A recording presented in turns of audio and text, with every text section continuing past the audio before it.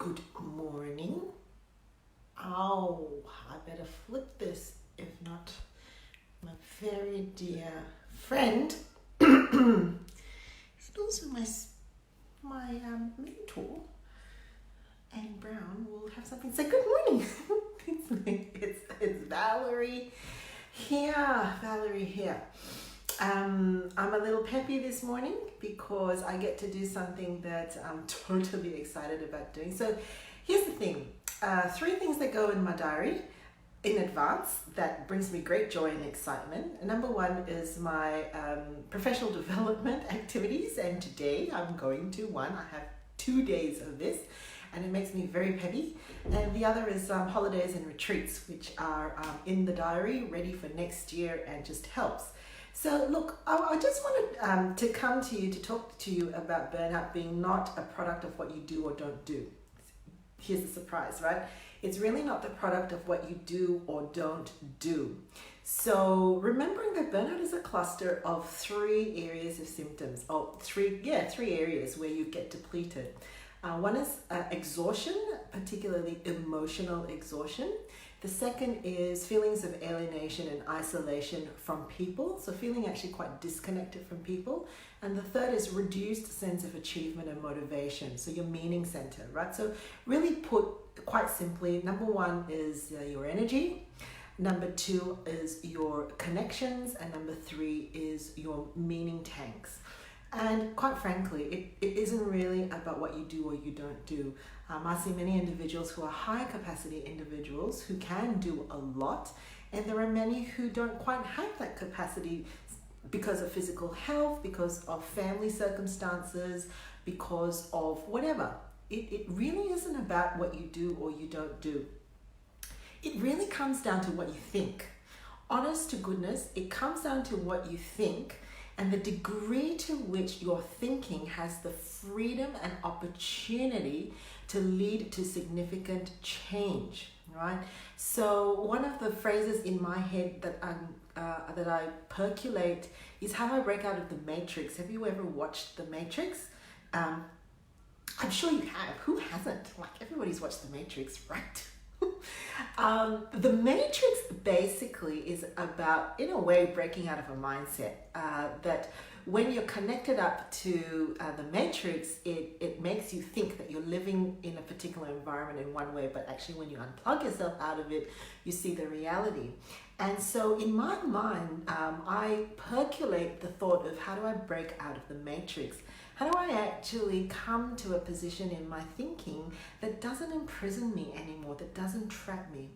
And there are 2 particular ways of thinking that tend to trap people in the burnout cycle. One is unrelenting standards that we usually have about ourselves, and the second is excessive self-sacrifice. Giving of ourselves to other people and other causes and demands without actually thinking about maybe doing it differently or seeing things a different way.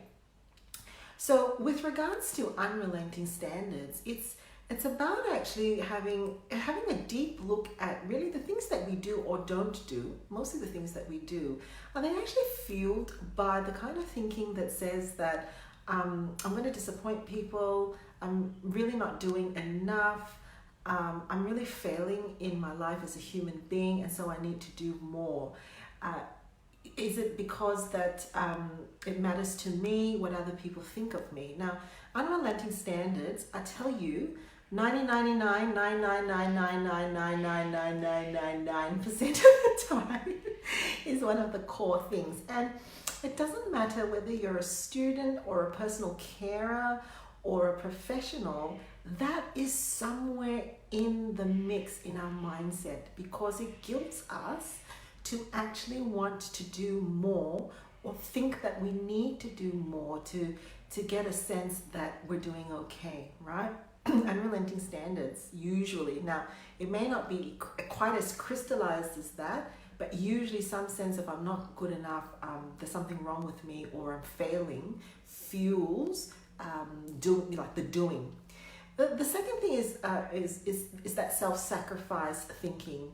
The one where we're so tuned in to actually reading other people's cues, reading how other people are feeling, sometimes not quite correctly, and actually doing more, or even preventing ourselves from resting, because we are so primed to think that if we are giving all from the bottom, like scraping the bottom of the barrel, that's when we're actually being genuine in our care for others.